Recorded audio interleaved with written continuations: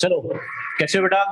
बेटा अपने last lecture में हम बात करते हैं गैसेस स्टेट में, जैसे हमने डिस्कस किया था आइडियल गैस इक्वेशन, आदर्श गैस समीकरण। क्लियर? उस पे हमने क्वेश्चंस भी डिस्कस किए थे, हमें कैसे कैसे पूछ सकता है। ठीक है, 2-3 क्वेश्चन हमने जेई लेवल पे भी डिस्कस किए थे, ताकि तो मेडिकल लेवल पे तो ठीक है, पी इतना वी इतना, तो ये कितना होगा वो कितना होगा, लेकिन भाई तो अच्छा क्वेश्चन बनाए तो भी दिमाग में आइडिया होना चाहिए कि हमें कैसे करना है। क्लियर? चलो बेटा आगे बात करते हैं। फिर अपने जो लास्ट लेक्चर था उसके लास्ट में हमने स्टार्ट किया था Dalton's law of partial pressure. Clear? उसको हम कंटिन्यू करते हैं बेटा। हेडिंग हमने लिखी थी, 1-2 पॉइंट डिस्कस भी हमने किए थे। क्या कहा था? Dalton's law of partial pressure, Dalton's law of partial pressure, Dalton का आंशिक दाब का नियम।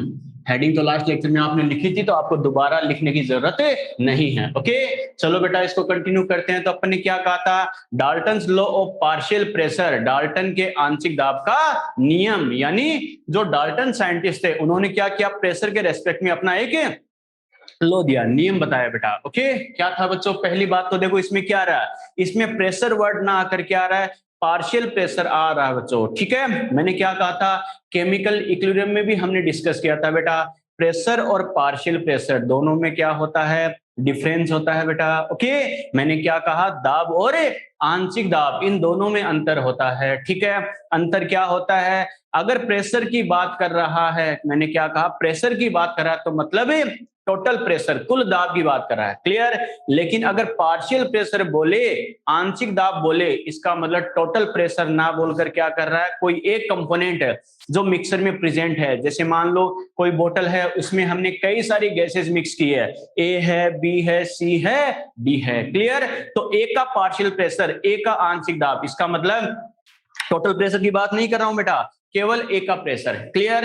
ठीक है, मैं बोलूं बी का पार्शियल प्रेशर, बी का आंशिक दाब, यानी ओनली बी का प्रेशर, बी के थ्रू कितना प्रेशर लगेगा। क्लियर? लेकिन ओनली प्रेशर बोलूं, इसका मतलब है उसमें ए बी सी डी जितनी भी गैसेस मिक्सर में प्रेजेंट है वो सभी इंक्लूड हो जाएंगे, सभी के प्रेशर का टोटल है सम। आ गया समझ में? क्लियर? ठीक है बेटा, तो अपने क्या कहा, पार्शियल प्रेशर, जैसे लास्ट लेक्चर में मैंने 2 स्टेटमेंट भी बोले थे बेटा, मैंने एक्सप्लेन भी किया था क्या होते हैं, उनको रिपीट करते हैं बेटा, फिर आगे डिस्कस करते हैं। मैंने क्या कहा था, पार्शियल प्रेशर, ये जो वर्ड आता है, पार्शियल का मतलब होता है पार्शियल, कुछ पार्ट है, यानी टोटल में खुद का कितना पार्ट है, खुद का किसका, जो मिक्सर में प्रेजेंट होगा। जैसे किसी मिक्सर में gas A B C D अगर प्रेजेंट है, तो मिक्सर में ए का कितना पार्ट है, टोटल प्रेशर में बी का कितना है, सी का कितना है, वो जो टोटल मिक्सर में ए का, बी का, सी का खुद का जो पार्ट होगा वो बोला जाएगा उनका खुद का पार्शियल प्रेशर, उनका खुद का आंशिक दाब। क्लियर? ठीक है, लेकिन ओनली प्रेशर की बात करें तो मतलब क्या होगा, सभी इंक्लूड हो जाएंगे बेटा। क्लियर? तो अपन ने क्या कहा था, किसी मिक्सर में किसी कंपोनेंट का खुद का कितना पार्ट होता है टोटल प्रेशर में, वो होगा उसका पार्शियल प्रेशर, उसका आंशिक दाब। क्लियर? ठीक है, अब इसका जो मेन स्टेटमेंट क्या था बेटा, जो डाल्टन ने बताया था, तो डाल्टन ने क्या कहा था कि कोई मिक्सर होता है, मिक्सर नाम देखते ही, मिश्रण नाम देखते ही समझ आना बच्चों, उसमें कोई एक ही कंपोनेंट यानी कोई एक ही गैस है क्या, नो, कई सारी गैसेज है, कई सारी मतलब 2 हो सकती है, 3 हो सकती है, उससे ज्यादा भी हो सकती है। क्लियर? इन्होंने क्या कहा, कोई मिक्सर है, मिश्रण है, क्या करेंगे, उसका टोटल प्रेशर क्या होगा, और टोटल प्रेशर की बात कर रहा है तो टेम्परेचर और वॉल्यूम को कांस्टेंट मानना है। क्लियर? तो क्या कहेंगे, कांस्टेंट टेम्परेचर एंड वॉल्यूम पर किसी मिक्सर का टोटल प्रेशर क्या होगा, उसके सभी कंपोनेंट के पार्शियल प्रेशर का टोटल सम होगा बेटा। क्लियर? अपने क्या कहा, नियत ताप व आयतन पर किसी गैसीय मिश्रण का कुल दाब उसके सभी गैसों के आंशिक दाबों का क्या होता है, कुल योग होता है। क्लियर? यहां तक बात समझ में आई बेटा? चलो बच्चों, कैसे समझना इस बात को, फॉर एग्जाम्पल अपन जैसे एग्जाम्पल के लिए समझ रहे हैं कि मान लो जैसे कोई गैस ए है प्लस बी गैस है प्लस सी गैस है। क्लियर? ठीक है, इनसे मिलकर क्या बन रहा है बच्चों, कोई मिक्सर बन रहा है, मिक्सर मतलब कोई मिश्रण बन रहा है। ओके, ठीक है, तो डाल्टन का जो पार्शियल प्रेशर लॉ है वो क्या कहता है कि इस जो मिक्सर का टोटल प्रेशर होगा, पी टोटल होगा, वो क्या होगा, ए का प्रेशर प्लस बी का प्रेशर प्लस सी का प्रेशर, क्लियर। और भी कोई गैस होगी तो उसका प्रेशर भी ऐड हो जाएगा, समझ में आ गया, क्लियर। तो क्या कहेंगे, मिक्सर का टोटल प्रेशर, मिक्सर के जितने भी कंपोनेंट होते हैं जो जो मिक्सर में प्रेजेंट है, सभी गैसों के पार्शियल प्रेशर का टोटल सम होगा, क्लियर, कुल योग होगा। जैसे यहाँ पर P A P B P C का मतलब क्या है बेटा, ए का कितना प्रेशर है, बी का कितना है, सी का कितना है, क्लियर। पी टोटल का मतलब क्या है, सभी के टोटल प्रेशर बेटा पूरे मिक्सर का, क्लियर। ठीक है बच्चों, देखो अब इसको आगे कैसे डिराइव करते हैं समझना। अपने एक इक्वेशन पढ़ी है बच्चों, PV equal to N R T, yes और नो, क्लियर। ठीक है, इसको हम क्या लिख सकते हैं बेटा, पी इक्वल टू क्या लिखेंगे, N R T upon V, yes और नो, अरे लिख सकते हैं। वी को हम अपॉन में लेके आ सकते हैं, नहीं आ सकते, आ सकते हैं बेटा। तो क्या लिखेंगे, अगर इसको मैं गैस ए के लिए लिखूं तो क्या लिखेंगे, फॉर गैस ए, गैस ए के लिए अगर हम लिखे तो मैं क्या लिखूंगा, पी किस का क्या लिखूंगा, पी ए, क्योंकि हमें पता है गैस ए की बात कर रहे हैं तो प्रेशर भी किसका आएगा, ए का ही आएगा बच्चों, ठीक है। तो क्या लिखूंगा, पी ए इक्वल टू क्या हो जाएगा, N R T upon V, इसको अपन क्या लिख सकते हैं, N A R T upon V, clear. ठीक है, इसको मैं बोल रहा हूं इक्वेशन नंबर 1। बच्चे के दिमाग में आए, सर आपने N A R T upon V क्यों किया है, आपने, ठीक है, आर तो कांस्टेंट है मान सकते हैं, जैसे यहाँ पर एन ए लिखा है यानी ए के मोल लिए हैं, वैसे ही टी, एक का टेम्परेचर और एक का वॉल्यूम क्यों नहीं लिया, तो इसलिए नहीं लिया बच्चों क्योंकि टेम्परेचर और वॉल्यूम को तो हम वैसे ही क्या मानते हैं,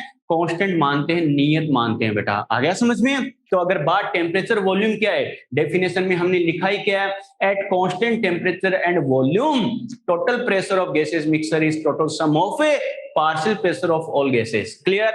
टेम्परेचर वॉल्यूम तो कांस्टेंट मानते हैं इसमें, तो चाहे गैस ए हो, चाहे गैस बी हो, चाहे गैस सी हो, कांस्टेंट मतलब सभी के लिए बराबर है, सभी के लिए बराबर है। तो स्पेशली हमें ए का, बी का या सी का टेम्परेचर वॉल्यूम लिखने की जरूरत नहीं है बेटा, क्लियर। ठीक है बच्चों, देखो आगे इसको कैसे सोल्व कर सकते हैं। तो ये तो हमने किसके लिए लिखा, गैस ए के लिए लिखा है बेटा, ठीक है। अब मैं क्या लिखूंगा, फॉर गैस बी, अगर गैस बी की बात करें तो क्या लिखेंगे, पी बी, पी बी मतलब क्या, इसका मतलब है बी का पार्शियल प्रेशर, तो क्या लिखेंगे, प्रेशर क्या होगा बेटा, एनआरटी अपॉन वी, तो बी के लिए बात करें तो एन बी किसके लेंगे, बी के, N B R T upon क्या लिखेंगे, वी, इसको मैं बोल रहा हूं इक्वेशन 2, अरे बात समझ में आ गई, क्लियर। ठीक है बेटा, अगर अपन बात करें बेटा for gas C, gas C की बात करें तो प्रेशर भी किसका लेंगे, सी का लेंगे, तो यहां पर क्या लेंगे, N R T upon V, N, N किसके लेंगे, सी के, तो सी आर यानी एनसीआरटी अपॉन वी, इसको मैं बोल रहा हूं इक्वेशन 3, समझ में आया यहाँ तक, क्लियर। ठीक है बेटा, अगर हम बात करें जैसे टोटल प्रेशर की मैं बात करूं तो मुझे पता है बेटा टोटल प्रेशर जो होगा, तो टोटल प्रेशर अपना क्या आ रहा है बेटा, कुल दाब जो होगा, कुल दाब हमें पता है वो कैसे आता है, पी टोटल, पी टोटल क्या होगा बेटा, ए का प्लस बी का प्लस सी का प्रेशर, क्लियर। ठीक है, इनकी अगर हम वैल्यू पुट करें तो क्या लिखेंगे, P total equal to P A, P A की जगह अपन क्या लिखेंगे बच्चों, N A R T upon V, clear. ठीक है, पी बी की जगह अपन क्या लिखेंगे बच्चों, N B R T upon V, clear. ठीक है, सी की जगह क्या लिखेंगे बेटा, N C R T upon V, yes और नो, अरे यहां तक बात समझ में आ रही है ना, क्लियर। ठीक है बेटा, इसको मैं यहां पर सोल्व कर रहा हूं बच्चों, देखो समझना कैसे करना है। इसके अकॉर्डिंग अपन क्या कह सकते हैं बच्चों, यहां से देखो आर टी अपॉन वी को कॉमन ले सकते हैं, नहीं ले सकते, ले सकते हैं बेटा। तो देखो ये हमारे पास क्या बच गया, P total equal to, P total equal to क्या हो गया, n A plus N B plus N C, n A plus N B plus N C, और ये क्या हो गया, R T upon V common आ गया, क्लियर। ठीक है बेटा, और हमें पता है एन ए यानी ए के मोल प्लस एन बी यानी बी के मोल प्लस एन सी यानी सी के मोल, हमें पता है बच्चों। इसकी जगह अपन क्या लिख सकते हैं, एन टी यानी टोटल मोल होंगे या नहीं होंगे, मिक्सर में हमें पता है ए का मोल, बी का मोल, सी का मोल, जो भी है इनके टोटल मोल है, ये सब क्या आ जाएंगे, सभी का सम टोटल मोल के बराबर आ जाएगा, क्लियर। इसका मतलब अपन क्या कह सकते हैं बेटा, finally N A plus N B plus N C, इसकी जगह अपन क्या लिख सकते हैं, एन टोटल। तो फाइनली अपने पास आ क्या गया बेटा, पी टोटल को मैं क्या लिख सकता हूं, पी टोटल की अगर बात करें बेटा, यहां लिख रहा हूं मैं पी टोटल, पी टोटल बराबर क्या आ जाएगा, इसकी जगह क्या लिखूंगा, एन टोटल, और क्या हो गया बेटा, R T upon V. Yes और नो, अरे बात समझ में आ गई, क्लियर। इसको मैं बोल रहा हूं इक्वेशन 4। समझ में आया बेटा यहां तक, यस और नो। चलो बोर्ड पे स्पेस कम है बेटा, यहां तक नोट करो, आगे इसको कंटिन्यू करते हैं, नोट करो फटाफट।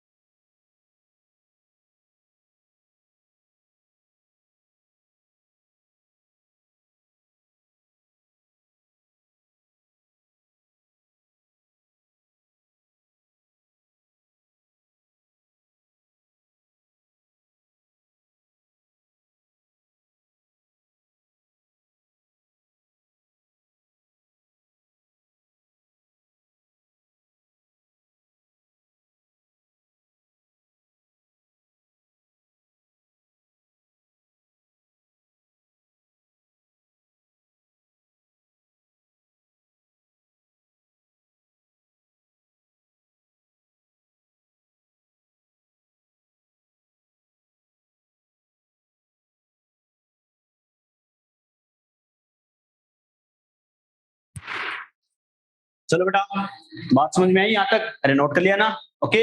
चलो बेटा, तो बच्चों देखो, ये जो अपनी इक्वेशंस लिखी है बेटा, क्या इक्वेशन 1 लिखी है, 2 लिखी है, 3 लिखी है, इक्वेशन है 4 लिखी है, ओके ठीक है। उनको बच्चों देखो, इनकी हेल्प से अपन क्या करेंगे, जो अपना मेन फॉर्मूला है बेटा, देखो उसको कैसे अपन डिराइव करते हैं, समझना इस बात को। ये हमारे पास क्या इक्वेशन 1 2 3 4 ये आ गई, ओके। देखते हैं बच्चों इसके अकॉर्डिंग आगे हमें कैसे करना है। बोर्ड पे स्पेस कम है इसलिए बच्चों मैं तो मिटा रहा हूं, लेकिन आपको ध्यान रखना इक्वेशन 1 हमारे पास क्या थी, 2 क्या थी, 3 क्या थी और 4 क्या थी, ओके। चलो बेटा, तो ये जो हमने इक्वेशंस बनाई है इनकी हेल्प से देखो आगे इसको कंटिन्यू करते हैं बेटा। कैसे, फ्रॉम इक्वेशन 1/4, क्या कहा, इक्वेशन 1/4, यानी इक्वेशन 1 और 4 को अगर अपन क्या करें बेटा, इसकी हेल्प से अगर सोल्व करें, तो इक्वेशन 1 में हमारे पास क्या था, पी ए क्या था बेटा, NART अपॉन V, यस और नो, क्लियर। और इक्वेशन 4 में हमारे पास क्या था, P total is equal to क्या था, N total R T upon V, yes और नो। अगर इन दोनों का मैं रेशियो कर दूं बेटा तो क्या करेंगे, इनका रेशियो कर दो तो क्या करेंगे, ये हमने रेशियो कर दिया। ओके ठीक है, तो अपन क्या कर सकते हैं बेटा, आर टी वी इनको उड़ा सकते हैं। ओके तो अपने पास क्या बच गया, P A upon P total equal to क्या बच गया बेटा, N A upon N total, yes और नो, क्लियर। ठीक है बेटा, और अपन क्या लिख सकते हैं, पी ए अपॉन क्या करेंगे बच्चों, अगर इस पी टोटल को अपन इधर ले जाए तो क्या लिख सकते हैं, देखो इसे, पी ए इक्वल टू क्या हो जाएगा, N A upon N total multiply by क्या होगा, पी टोटल। बात समझ में आ गई, क्लियर। ठीक है बेटा, और हमें पता है N A upon N total, इसकी जगह मैं क्या लिख सकता हूं, एक्स ए, अरे याद है ना, खुद के मोल अपॉन सबके मोल इक्वल टू क्या होगा, एक ही मोल फ्रैक्शन, एक ही मोल भिन्न, याद है बच्चों, क्लियर। तो यहां से मैं क्या लिख सकता हूं, पी ए इक्वल टू क्या हो जाएगा, N A upon N total की जगह क्या लिखेंगे, एक्स ए मल्टीप्लाई बाय क्या होगा, पी टोटल। समझ में आया कैसे किया, क्लियर। ये अपने पास क्या आ गया, एक का पार्शियल प्रेशर आ गया, एक का आंशिक दाब आ गया।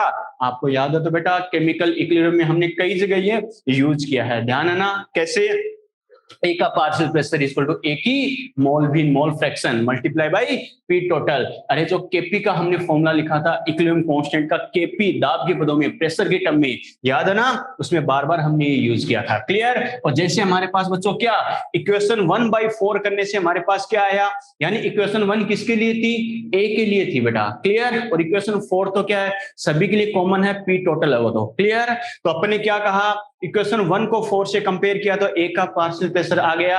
वैसे ही अगर मैं ये करूं बेटा, क्या, फ्रॉम इक्वेशन 2/4, यानी इक्वेशन 2 को क्या करूं, 4 से कंपेयर करूं, तो जैसे हमने ए के लिए किया बेटा, इक्वेशन फर्स्ट के लिए किया, वैसे ही टाइम पास की जरूरत है क्या, अरे डायरेक्टली लिख सकता हूं बेटा, कैसे, इक्वेशन 2/4 करूंगा तो अपने पास रिजल्ट क्या आएगा, पी बी इक्वल टू क्या आ जाएगा, एक्स बी मल्टीप्लाई बाय क्या आ जाएगा, पी टोटल। बात समझ में आ गई, क्लियर। वैसे ही अगर अपन सी के लिए करें तो अपन क्या करेंगे, from equation 3/4, clear, from equation 3/4 तो क्या लिखेंगे, पीसी क्या होगा, मोल फ्रैक्शन भी किसके लेनी है, सी के लिए लेनी है, मल्टीप्लाई बाय क्या करना है बच्चों, पी टोटल। समझ में आ गया, क्लियर, यस और नो। सिंपल वे में अगर मैं कहूं तो क्या करेंगे, किसी भी गैस का पार्शियल प्रेशर हमें चाहिए तो क्या करेंगे, जो पूरे मिक्सर का टोटल प्रेशर है उससे किसको मल्टीप्लाई कर देंगे, जिसका पार्शियल प्रेशर कैलकुलेट करना है, जिसका आंशिक दाब ज्ञात करना है, उसकी मोल फ्रैक्शन से।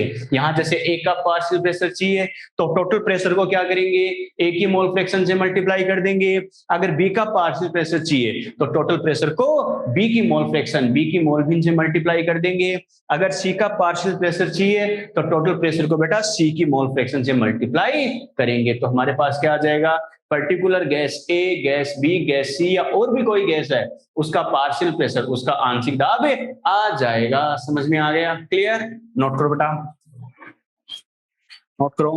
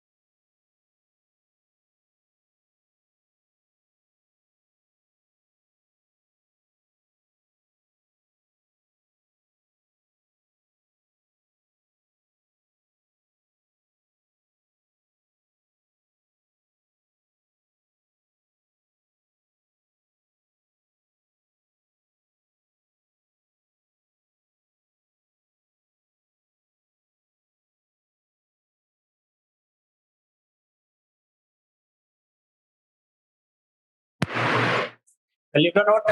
कर लिया क्या? अरे बुझान दे।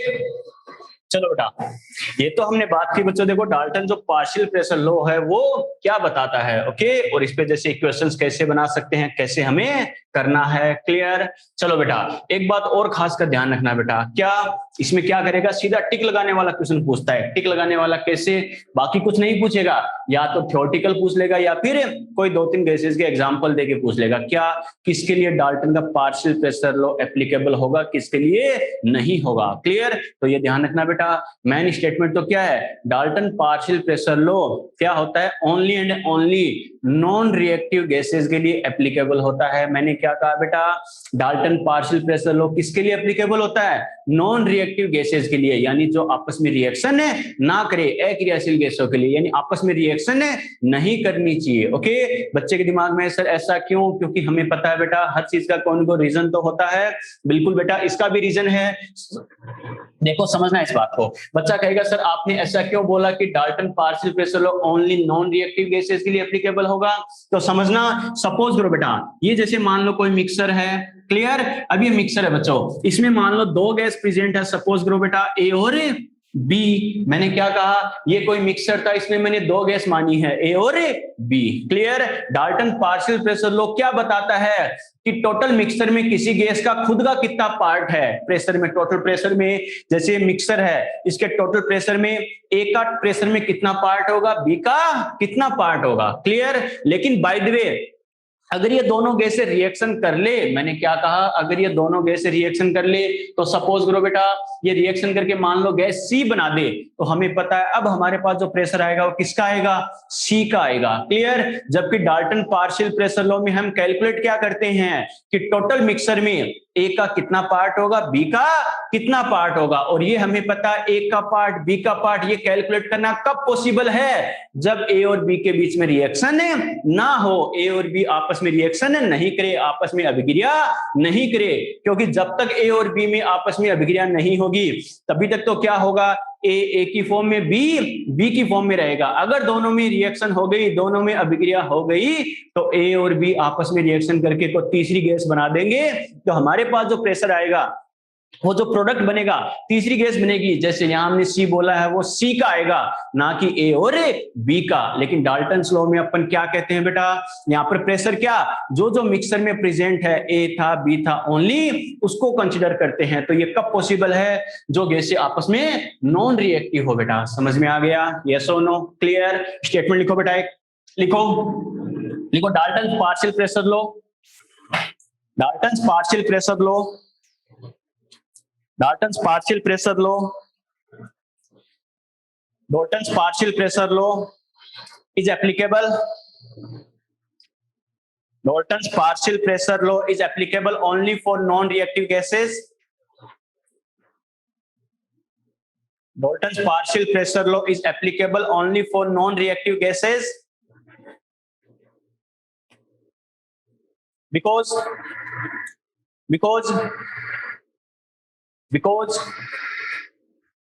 in condition of reaction between both gases,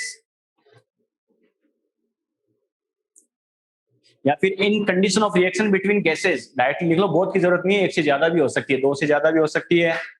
because in condition of reaction between gases,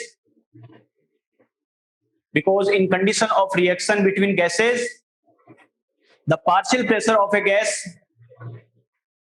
cannot be calculated, because in condition of reaction between gases, the partial pressure of gas cannot be calculated, cannot be calculated,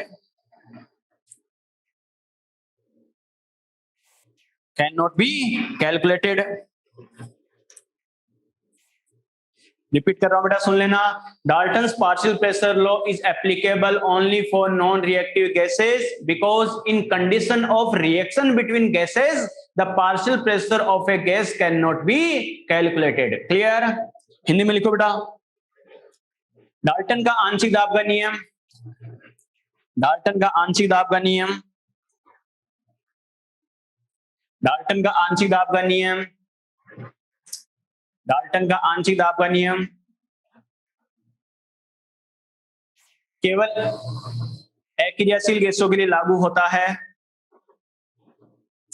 केवल अक्रियाशील गैसों के लिए लागू होता है, केवल अक्रियाशील गैसों के लिए लागू होता है।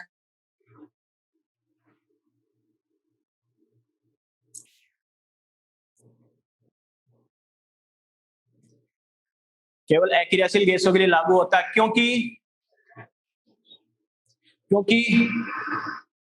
गैसों के मध्य अभिक्रिया होने की स्थिति में, क्योंकि गैसों के मध्य अभिक्रिया होने की स्थिति में, गैसों के मध्य अभिक्रिया होने की स्थिति में, क्योंकि गैसों के मध्य अभिक्रिया होने की स्थिति में, गैसों के मध्य अभिक्रिया होने की स्थिति में एक गैस का आंशिक दाब ज्ञात नहीं किया जा सकता। गैसों के मध्य अभिक्रिया होने की स्थिति में एक गैस का आंशिक दाब ज्ञात नहीं किया जा सकता।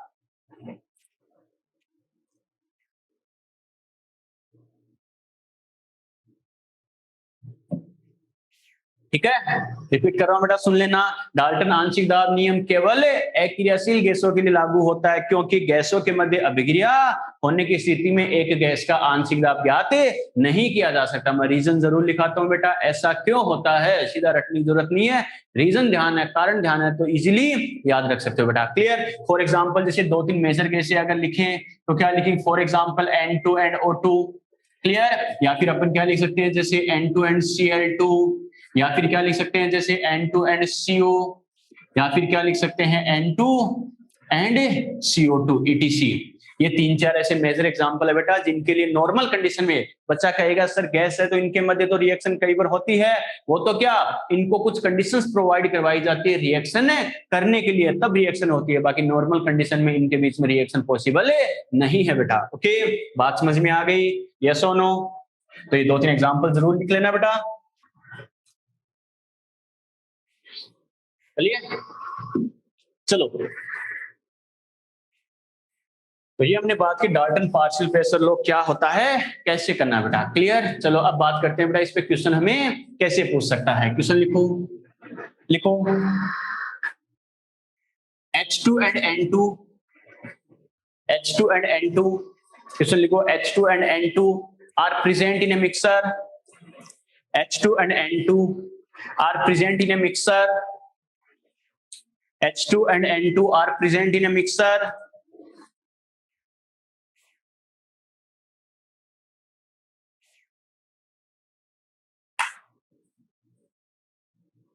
if total pressure of mixer is, if total pressure of mixer is 750 bar, if total pressure of mixer is 750 bar and the partial pressure of hydrogen is 150 bar, if total pressure of mixer is 750 bar and the partial pressure of hydrogen is 150 bar, then calculate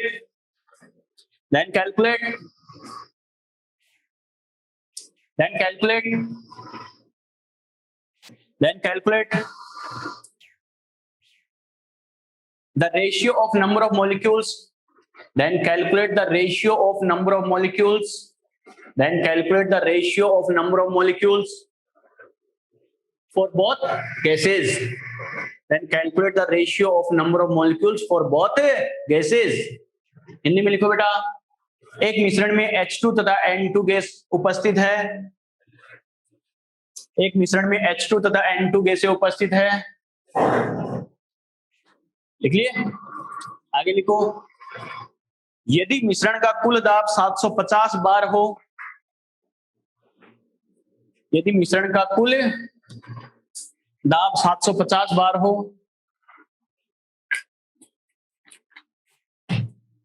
तथा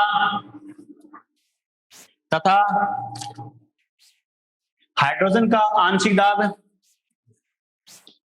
150 बार हो,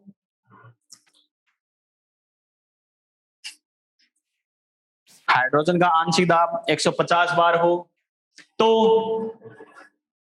तो दोनों गैसों के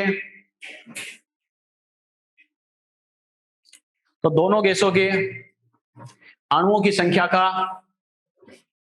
दोनों गैसों के अणुओं की संख्या का अनुपात ज्ञात करो। तो दोनों गैसों के अणुओं की संख्या का अनुपात ज्ञात करो। लिख लिया बेटा। देखो बच्चों कैसे करना, क्या करना बच्चों, सबसे पहले दिमाग में आना चाहिए। देखो ये हमें टोटल दे रखा है, एक बात तो श्योर है, दो गैसों की बात कर रहा है बेटा। क्या इसने क्या बोला है कि जैसे हाइड्रोजन गैस है प्लस नाइट्रोजन गैस है। क्लियर, ठीक है बेटा। और ये हमें पता, इनसे मिलकर मान लो कोई मिक्सर बन रहा है, कोई मिश्रण बन रहा है। क्लियर, एक बात तो श्योर है बच्चों, क्या कि जो टोटल प्रेशर होगा वो किसकी वजह से होगा बेटा, H2 प्लस N2, इन दोनों की वजह से होगा। क्लियर, हमें क्या दे रखा है तो मैं क्या करूंगा, देखो 750 750, ये तो क्या बोल रहा है, टोटल बोल रहा है, ये टोटल प्रेशर आ गया। और हाइड्रोजन का कितना है बेटा 150, तो नाइट्रोजन का नहीं है, तो हमें पता है यहां से नाइट्रोजन का प्रेशर आ सकता है, नहीं आ सकता, आ सकता है बच्चों। तो यहां से क्या लिखेंगे, Pn2 इक्वल टू क्या हो जाएगा 750 माइनस 150। क्लियर, तो क्या लिख सकते हैं बच्चों, Pn2 बराबर क्या हो गया बेटा 600 बार। यस और नो। क्लियर, चलो अब बात करते हैं, देखो इनके पार्शियल प्रेशर को कैसे कैलकुलेट करना है। अगर मैं बात करूं बच्चों, देखो पार्शियल प्रेशर हमारे पास आ गया, लेकिन पूछा क्या है, calculate the ratio of number of molecules for both gases, दोनों गैसों के अणुओं की संख्या का अनुपात। तो क्या करेंगे बच्चों, देखो इसका मतलब प्रेशर को अणुओं की संख्या से मैं कैसे कंपेयर कर सकता हूं, PV equal to NRT. Yes और नो। अणुओं की संख्या बच्चों, देखो नंबर ऑफ मॉलिक्यूल मेरे पास कहां से आ सकते हैं, अरे मोल से आ सकते हैं, नहीं आ सकते, आ सकते हैं बेटा। तो मुझे पता है एक फॉर्मूला क्या होता है मोल का, N upon N A. Yes और नो। क्लियर, तो यहां से अपन क्या कह सकते हैं बेटा, पीवी इक्वल टू अपन क्या कह सकते हैं, स्मॉल एन की जगह मैं क्या लिखूंगा, N upon N A multiply क्या लिखेंगे आर टी। क्लियर, अब जैसे मैंने एक बात कही है, क्या पीवी इक्वल टू एनआरटी में जिसका डिस्कशन नहीं हो, मतलब वो क्या होता है, कांस्टेंट होता है बेटा। क्लियर, इसका मतलब है वॉल्यूम का कोई डिस्कशन है क्या, नहीं, मतलब ये कांस्टेंट नहीं है, तो इसे हटा दो। क्लियर, आर का डिस्कशन है क्या, नो। और हमें पता है आर और टी, आर वैसे कांस्टेंट होता है, टी का भी डिस्कशन नहीं है, तो इसको भी हटा दो। एन ए क्या होता है, अवोगाद्रो नंबर, ये भी हमें पता है फिक्स होता है बेटा। तो यहां से मैं क्या लिख सकता हूं, P proportional to N, N यहां पर क्या है, नंबर ऑफ मॉलिक्यूल्स, अणुओं की संख्या। क्लियर, बस अब दो गैसों के लिए दो कंडीशन बना के, यानी दो इक्वेशन बना के रेशियो कर सकते, नहीं कर सकते, कर सकते हैं बेटा। दो गैस कौन कौन सी है, H2 और N2, तो मैं क्या लिखूंगा, PH2 upon PN2 equal to क्या लिखेंगे बेटा, NH2 अपॉन क्या लिखेंगे, N2।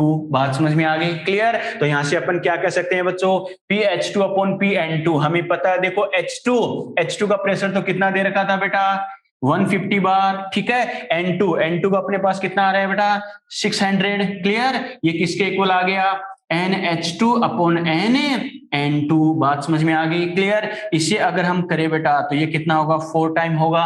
तो फाइनली अपन क्या कह सकते हैं, दोनों के जो अणुओं की संख्या, मॉलिक्यूल का नंबर है, इनका रेशियो अपने पास कितना आ जाएगा बेटा 1:4। समझ में आ गया। क्लियर, ठीक है, देखते हैं बेटा इसी का आंसर आया क्या।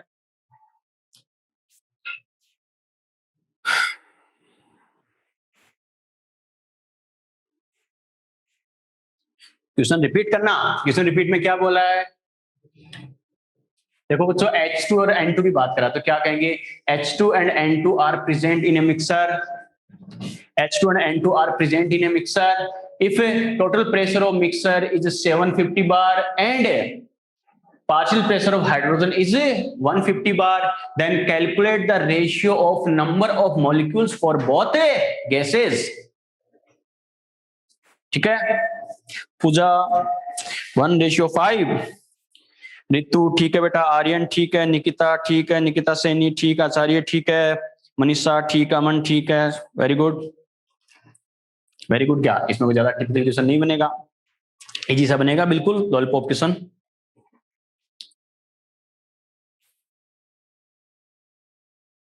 नोट करो फटाफट।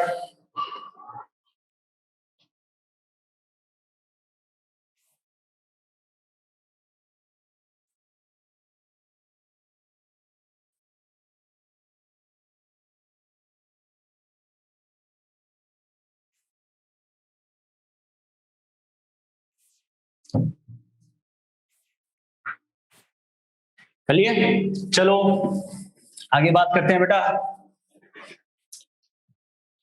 कैसे करना है, क्या करना है। इसमें कुछ ज्यादा वैसे टिपिकल क्वेश्चन नहीं बनेगा बेटा, आपको बेसिक कॉन्सेप्ट आते हैं तो बस अप्लाई करना है। चलिए चलो बेटा एक क्वेश्चन और लिखो, लिखो equal mass of N2 and O2, equal mass of N2 and O2 are present in a container. Equal mass of N2 and O2 are present in a container.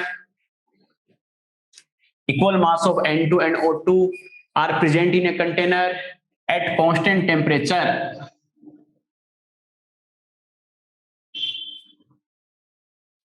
At constant temperature.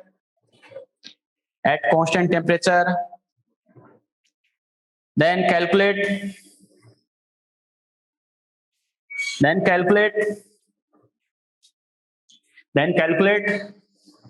the ratio of partial pressure of N2 and O2. Then calculate the ratio of partial pressure of N2 and O2. Calculate the ratio of partial pressure of N2 and O2. Question repeat कर रहा हूं बेटा, equal mass of N2 and O2 are present in a container at constant temperature, then calculate the ratio of partial pressure of N2 and O2। Clear? Hindi में लिखो, लिखो नियत ताप पर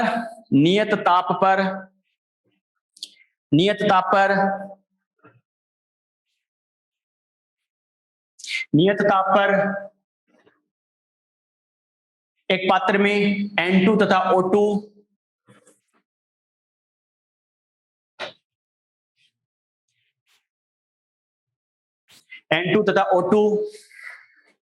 का समान द्रव्यमान उपस्थित है। नियत ताप पर एक पात्र में N2 तथा O2 का समान द्रव्यमान उपस्थित है, तो N2 तथा O2 के आंशिक दाबों का अनुपात, तो N2 तथा O2 के आंशिक दाबों का अनुपात ज्ञात करो। तो N2 तथा O2 के आंशिक दाबों का अनुपात ज्ञात करो। ओके, क्या बोला है? नियत ताप पर एक पात्र में N2 तथा O2 का समान द्रव्यमान उपस्थित है, तो N2 तथा O2 के आंशिक दाबों का अनुपात ज्ञात करो। ओके, कैसे करना है बेटा, समझना इस बात को। सबसे पहले हमें पता है, मैंने क्या कहा था, अगर गैस की बात आ जाए, गैस की बात करें और प्रेशर, वॉल्यूम, टेम्परेचर, इनमें से कोई सा नाम दे रखा हो, तो मैंने क्या कहा था, कुछ भी समझ में नहीं आए, देखते अप्लाई कर दो बेटा, PV equal to nRT। Clear? ठीक है बेटा, तो क्या करेंगे, PV इक्वल टू हमें पता है nRT। क्लियर? अब क्या बोल रहा है, इक्वल मास यानी समान द्रव्यमान। इसका मतलब एक बात तो श्योर है, हमें हिंट दे दिया, आपको मास के टर्म में सोल्व करना है बेटा, मास, और हमें पता द्रव्यमान कहां से लेके आ सकते हैं, यहां पर हमें पता है बेटा मोल क्या होता है, अरे weight upon molar mass, yes और नो। W क्या होता है, वेट, मास, भार या द्रव्यमान, ध्यान है ना बेटा। क्लियर? इसका मतलब इक्वेशन को अपन क्या लिख सकते हैं, PV इक्वल टू मोल की जगह क्या लिखेंगे, W अपॉन MW मल्टीप्लाई क्या होगा, R इंटू T। बात समझ में आ गई? क्लियर? अब जो सेम है बेटा उसे हटा सकते हैं, कैसे, इक्वल मास बोला है, W सेम है, इसे उड़ा दो, R तो वैसे ही कांस्टेंट है, एट कांस्टेंट टेम्परेचर ये बोला है बेटा, इसे उड़ा दो। अब बच्चा कहेगा सर V को रखेंगे क्या, इसने बोला ही नहीं है कांस्टेंट वॉल्यूम नियत आयतन, लेकिन बेटा लैंग्वेज को समझो, इसने क्या बोला है, एक कंटेनर में प्रेजेंट है, एक पात्र में उपस्थित है, इसका मतलब वो जो कंटेनर है, अरे दोनों गैसों के लिए सेम ही तो है, इसका मतलब वॉल्यूम, जो कंटेनर का वॉल्यूम होता है वही तो क्या होता है बेटा, गैस का वॉल्यूम होता है। क्लियर? इसका मतलब क्या कहेंगे, वॉल्यूम भी दोनों के लिए सेम हो गया। ठीक है बेटा, इसका मतलब क्या बच गया, P inversely proportional to MW। सीधी सी बात है, जो बच गया बच्चों उसका आपस में कंपेयर करके आंसर आ जाएगा। क्लियर? अब मुझे दो गैसें कौन कौन सी दे रखी है, N2 और O2, तो दोनों के लिए दो इक्वेशन बना के अपन रेशियो कर सकते हैं। कैसे? अगर मैं ये लिखूं PN2 upon PO2 equal to, देखो P और M अगर इनवर्स है तो देखो P/N2 ऊपर है तो हमें पता है बच्चों M/N2 कहाँ आएगा, अपॉन में आएगा M, समझ रहे हो ना, मॉलिक्यूलर वेट, ठीक है, MW की बात कर रहा हूं बेटा। PO2 अगर अपॉन में है तो इसका जो मास होगा बेटा, मोलर मास, वो क्या आएगा, ऊपर आएगा, समझ में आ गया, क्लियर। बस इनकी अगर अपन वैल्यू पुट करें बच्चों, देखो कैसे कर सकते हैं, क्या कर सकते हैं, यहां अगर वैल्यू पुट कर दे क्या करेंगे, MO2 इसकी वैल्यू कितनी होती है, अरे ऑक्सीजन का मोलर मास कितना होता है बेटा 32, क्लियर। नाइट्रोजन का कितना होता है 28, मोल कॉन्सेप्ट में मैंने सभी का बताया था, याद है ना, क्लियर। तो यहां से क्या कर सकते हैं बेटा, सिंपल रेशियो ले तो कितना आ जाएगा बेटा, यानी एट रेशियो 7, समझ में आ गया। 4 से अगर हम इनको कैंसिल आउट करें तो कितना आ जाएगा, एट रेशियो 7, समझ में आ गया, क्लियर। नोट करो बेटा, देखते हैं किसी का आंसर आएगा।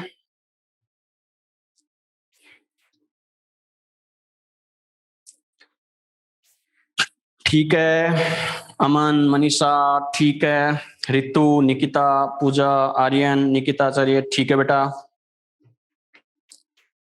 Very good.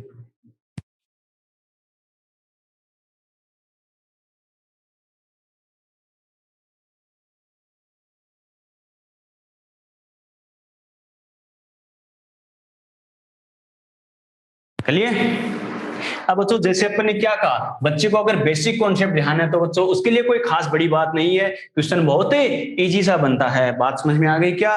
लेकिन अपने मेडिकल लेवल पे तो इजी सा बनता है, लेकिन अपन ओनली अपने मेडिकल के लेवल पे ही नहीं अटक सकते बेटा। मैं हमेशा कहता हूं हर कॉन्सेप्ट में एक दो क्वेश्चन अपन जरूर डिस्कस करते हैं, ताकि अगर क्वेश्चन अच्छा बने तो हमें ध्यान रखना है वो कैसे करना है, क्लियर। चलो एक अच्छा क्वेश्चन डिस्कस करते हैं, इस पर लिखो बेटा, क्वेश्चन लिखो next. Two container of two container of 5 litre and 10 litre volume, two container of 5 litre and 10 litre volume are filled by an ideal gas, यानी दो कंटेनर है जिनका वॉल्यूम ये है, उनमें आइडियल गैस फील की गई, भरी गई है। Two container of 5 litre and 10 litre volume filled by an ideal gas, pressure of which 9 atm and 6 atm respectively, pressure of which 9 atm and 6 atm respectively, ठीक है। आगे लिखो, both container are connected by a narrow tube, कोई tube से इनको connect किया गया। Both container are connected by a narrow tube of negligible volume, volume उसका बहुत कम है। Both container are connected by a narrow tube of negligible volume and separated by a valve, यानी कोई वॉल है बीच में, जैसे वॉल होता है ना बेटा, नल वगैरह अपन लगाते हैं, and separated by a valve,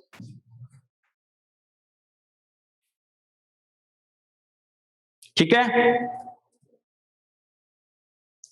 if a wall is removed if a wall is removed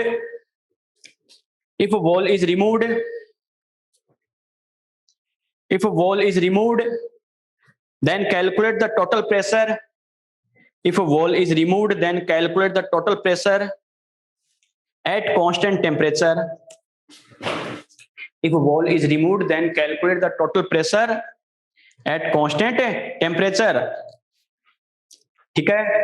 repeat कर रहा हूं बेटा, two container of 5 litre and 10 litre volume filled by an ideal gas, pressure of which 9 atm and 6 atm respectively, clear, ठीक है। Both container are connected by a narrow tube of negligible volume and separated by a wall, if wall is removed then calculate the total pressure at constant temperature, ठीक है। हिंदी में लिखो बेटा, 5 litre तथा 10 litre 5 litre तथा 10 litre आयतन के दो पात्र, 5 लीटर तथा 10 लीटर आयतन के दो पात्र, 5 लीटर तथा 10 लीटर आयतन के दो पात्र आदर्श गैस द्वारा भरे गए हैं,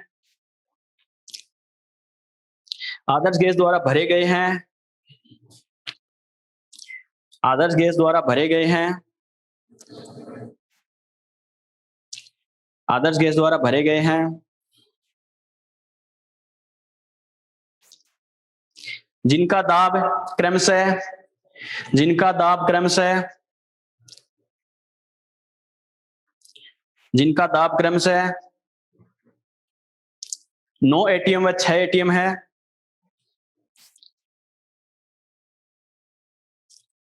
जिनका दाब क्रमशः 9 एटीएम व 6 एटीएम है। आगे लिखो, दोनों पात्र,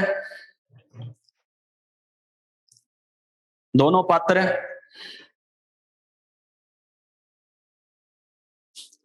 दोनों पात्र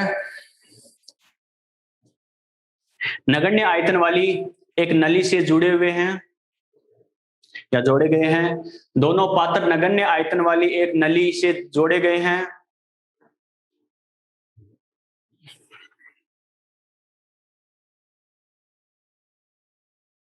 तथा एक वॉल्व से पृथक किए गए हैं, एक वॉल्व से पृथक किए गए हैं।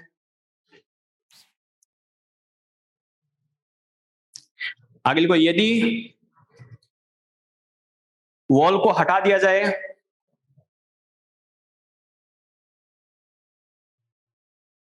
यदि वॉल्व को हटा दिया जाए तो नियत ताप पर, तो नियत ताप पर, तो नियत ताप पर, तो नियत ताप पर कुल दाब ज्ञात करो, तो नियत ताप पर कुल दाब ज्ञात करो, तो नियत ताप पर कुल दाब ज्ञात करो। फिर से रिपीट कर रहा हूं बेटा, 5 लीटर तथा 10 लीटर आयतन के 2 पात्र आदर्श गैस द्वारा भरे गए हैं, जिनका दाब क्रमशः 9 एटीएम व 6 एटीएम है। दोनों पात्र नगण्य आयतन वाली एक नली से जुड़े हुए हैं या जोड़े गए हैं तथा एक वाल्व द्वारा पृथक किए गए हैं, एक वाल्व द्वारा पृथक किए गए हैं। यदि वाल्व को हटा दिया जाए, यदि वॉल को हटा दिया जाए, यदि वॉल को हटा दिया जाए तो नियत ताप पर कुल दाब ज्ञात करो, नियत ताप पर कुल दाब ज्ञात करो, नियत ताप पर कुल दाब ज्ञात करो। लिख लिया बेटा। चलो देखो कैसे करना, क्या करना है बच्चों। देखो इसमें पात्र में जोड़ा गया, ये किया गया, वो किया गया। इसमें बच्चों देखो लैंग्वेज आपको जानबूझ के डराने के लिए देता है, ओके। और ऐसे पात्र वाले, कंटेनर वाले क्वेश्चन बच्चों अगर कंफ्यूज हो जाओ तो मैं हमेशा कहता हूँ फ्री बॉडी डायग्राम बना के कर लेना। कैसे समझना है इस बात को, जैसे बोल रहा है वैसे करते जाओ बेटा। क्या कि मान लो 2 कंटेनर बोल रहा है तो कोई दिक्कत नहीं है बेटा, 2 कंटेनर ले लो, जैसे बोल रहा है वैसे करते जाओ। ये मान लो अपने कोई 2 कंटेनर है, ठीक है, ये अपने 2 कंटेनर ले लिए, दोनों को क्या करो, एक ट्यूब से जोड़ दो बेटा, ठीक है। ये हमने दोनों को ट्यूब से जोड़ दिया है और जैसे बोल रहा है वैसे करते जाओ। दोनों को क्या करेंगे, एक वॉल से पृथक कर दिया है, सेपरेट कर दिया है, क्लियर। बीच में वॉल है दोनों के, बात समझ में आई बेटा। अब जैसे बोल रहा है वैसे करते जाओ। इसको मैं कंटेनर ए, इसको कंटेनर बी मान रहा हूं समझने के लिए, क्लियर। अब जैसे बोल रहा है वैसे करते जाओ। क्या बोल रहा है, इसका वॉल्यूम कितना बोल रहा है बच्चों, 5 लीटर, क्लियर। और इसका कितना बोल रहा है बेटा, 10 लीटर, यस और नो, क्लियर, ठीक है। और आगे क्या बोल रहा है, प्रेशर इसका कितना बोल रहा है बेटा, 9 एटीएम, और इसका कितना बोल रहा है, 6 एटीएम। अरे यही दे रखे थे ना, ठीक है बच्चों। चलो अब इसमें बात करें बच्चों कैसे करना, क्या करना। तो आपको याद है गैस, प्रेशर, वॉल्यूम, टेम्परेचर। मैंने क्या कहा था, नाम देखते ही दिमाग में आना चाहिए, PV equal to nRT, clear. यहां से मैं लिखूं बेटा n क्या लिखेंगे, n यहां से मैं क्या लिख सकता हूं, पीवी अपॉन RT। अरे बात समझ में आ गई। अब इसमें 2 कंडीशन है, क्या, एक तो वॉल को हटाने से पहले, एक वॉल को को हटाने के बाद। क्यों? क्योंकि हमें पता है वॉल को हटाने से पहले दोनों गैस आपस में अलग अलग है या नहीं है बेटा? अरे सेपरेट है, पृथक है। हटाने से पहले की बात कर रहा हूं। और अगर वॉल को हटा दे, बीच में से वॉल को हमने हटा दिया तो क्या होगा बेटा? दोनों गैसें आपस में क्या हो जाएगी? अरे मिलेगी या नहीं मिलेगी? मिलेगी। वो बाद की कंडीशन है, पहले मैं क्या कर रहा हूं? वॉल को हटाने से पहले। तो क्या लिखेंगे बेटा? Before removing the wall. ठीक है, वॉल को हटाने से पहले। वॉल को हटाने से पहले अगर मैं बात करूं तो क्या लिखूंगा? ए और बी अलग अलग है या नहीं है? अरे सीधी सी बात है, जो गैस ए है गैस बी है, हमें पता है दोनों सेपरेट है वॉल को हटाने से पहले। ठीक है, और अगर दोनों सेपरेट है तो हमें पता है दोनों के मोल भी अलग अलग होंगे या नहीं होंगे? होंगे बेटा। तो क्या लिखेंगे?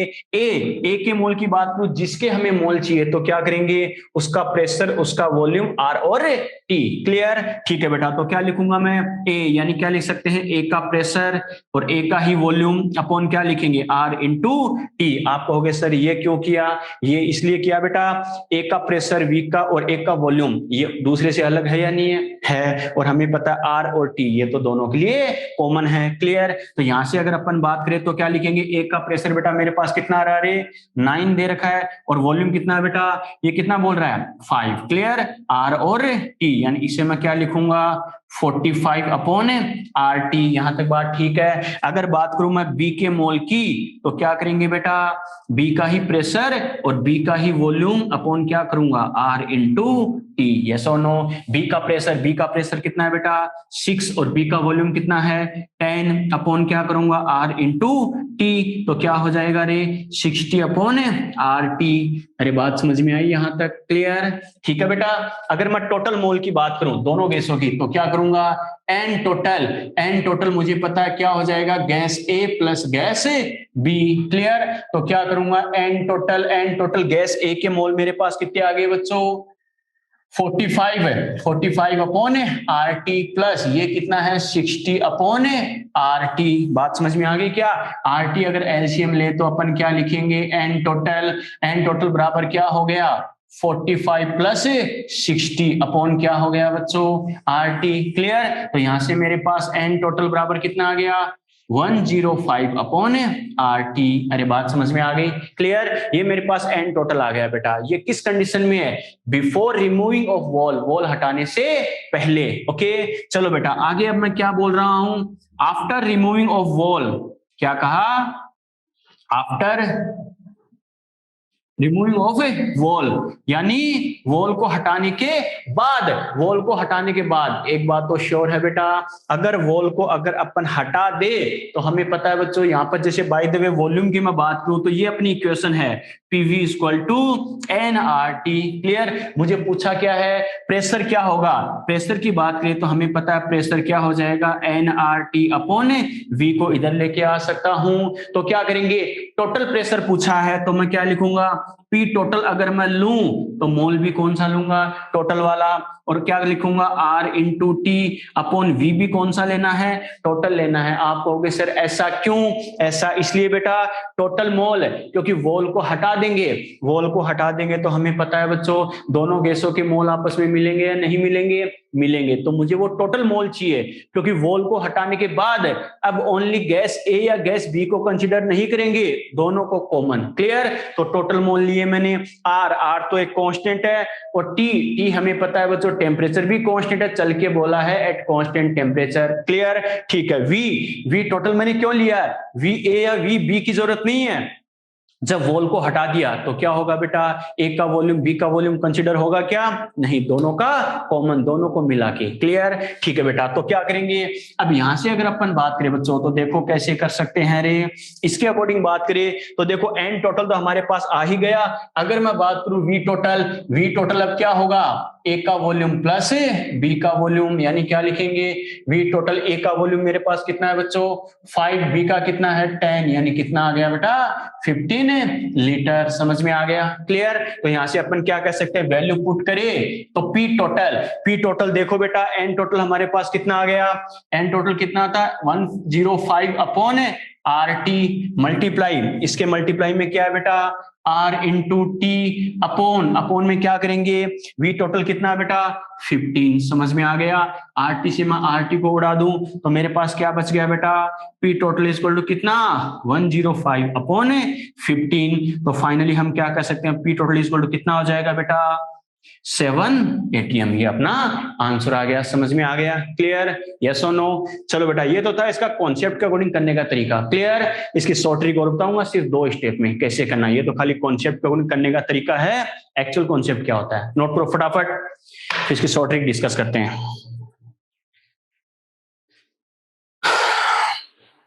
देखते हैं आंसर आएंगे क्या। ठीक है, आर्यन, अमन, निकिता, मनीषा, पूजा, आचार्य, मुकेश, ठीक है बेटा। बाकी बच्चे, बाकी में क्या चक्कर है, और दृष्टि क्या कर रही है, हर्ष, जतिन, जयंत, और कौन, प्रदीप क्या कर रहा है, रे पुष्पेंद्र, रितु, विकास, विनीता, आंसर दो बेटा, तुम भी ट्राई करो, कोई दिक्कत नहीं बेटा, आंसर जरूर आएगा, रॉन्ग हो कोई टेंशन नहीं है।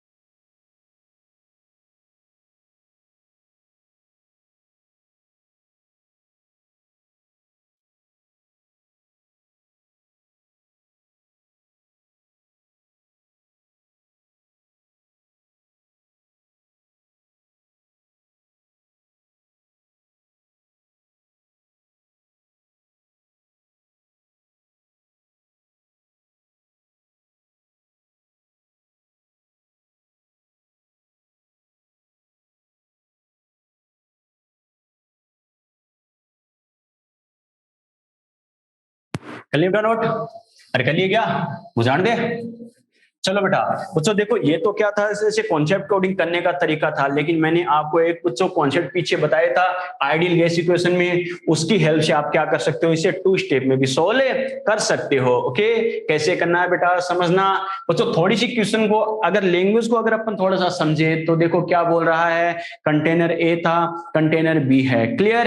इसका मतलब 2 गैसों को क्या कर रहा है, मिक्स कर रहा है एट कांस्टेंट टेम्परेचर। लास्ट में क्या बोला है, अरे कांस्टेंट टेम्परेचर था या नहीं था बेटा। तो आपको याद है 2 गैसों को अगर हम मिक्स करते हैं तो कांस्टेंट टेम्परेचर पर मिक्स करें तो एक कॉन्सेप्ट बताया था, आपको याद हो तो बेटा ये इसका सेकंड मेथड है, जो इजी लगे उसी से कर लेना। कैसे, अपन क्या करते हैं, कांस्टेंट टेम्परेचर पर अगर 2 गैसों को मिक्स करते हैं तो इसका कॉन्सेप्ट अपन ने क्या लिखा था रे, P total V total equal to क्या था बेटा, P A V A plus क्या करते हैं पीबी वीबी, यस और नो, अरे याद है ना। तो यहां से अपन क्या लिख सकते हैं बेटा, पी टोटल इक्वल टू क्या हो जाएगा, P A V A plus क्या लिखेंगे, पीबी वीबी अपॉन, पी टोटल अगर अपॉन में आए तो हमें पता है वी टोटल का मतलब क्या हो जाएगा, ए का प्लस बी का वॉल्यूम, क्लियर। ठीक है बेटा, तो पी टोटल अपन क्या कर सकते हैं, ए का प्रेशर कितना दे रखा है, 6 ATM बोला है, और वॉल्यूम कितना है बेटा, हमें पता कितना बोला था, एक का वॉल्यूम है,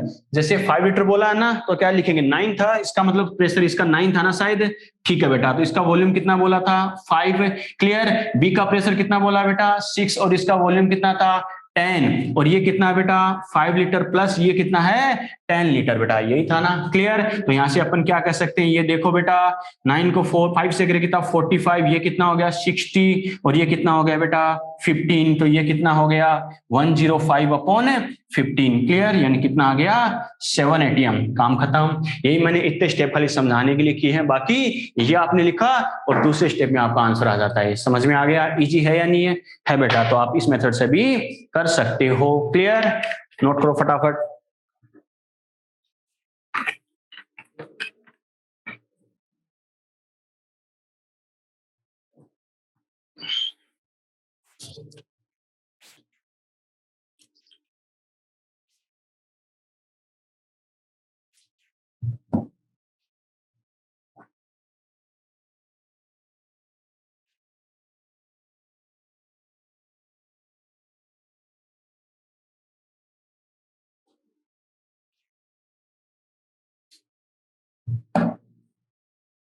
अरे कर लिए नोट, चलो बेटा, तो ये अपने बात की डाल्टन पार्शियल प्रेशर लॉ है बेटा, उस पे हमें कैसे क्वेश्चन पूछ सकता है और कैसे आपको करना है। क्लियर, बात समझ में आई क्या?